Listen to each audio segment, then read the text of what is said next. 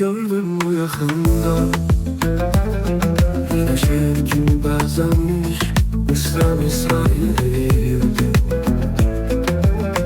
Zinet eşyaları sözler gibiydi. Her biri ayrı manada, her birinin zevke uygun. Külek saçını heyyan görünür, seki kenarında çiçeğiyle seni kıskançlıkla izleyirdi.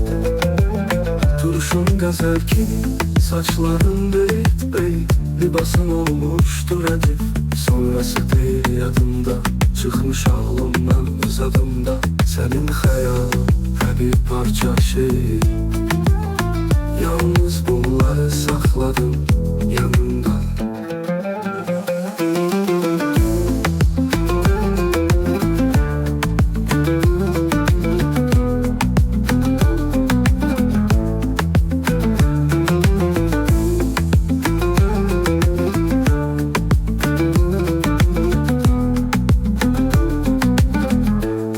Seni gördüm bu yakında. Yine şehir kimi benzenmiş, Mısra Mısra yeriydi. Zinet eşyaları sözler kimiydi. Her biri ayrı manada, her birinin zevke uygun.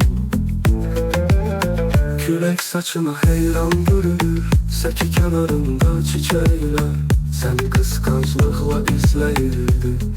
Duruşun gezer kimi, saçların beyt beyt, libasın olmuştur edip. Sonrası değil yadımda, çıkmış ağlımdan öz adımda. Senin hayalın ve bir parça şehir. Yalnız bunları sakladım yanımda.